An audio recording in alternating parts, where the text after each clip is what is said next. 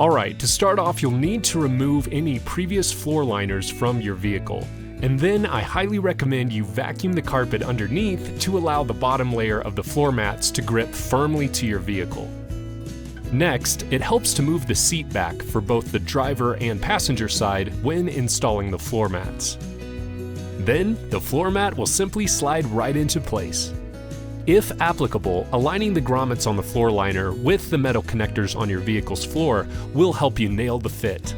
Then press down on the floor mat, working your way around the edges and then the center, ensuring that the bottom layer of the mat is perfectly gripping the vehicle. Then you can move your seat back into place.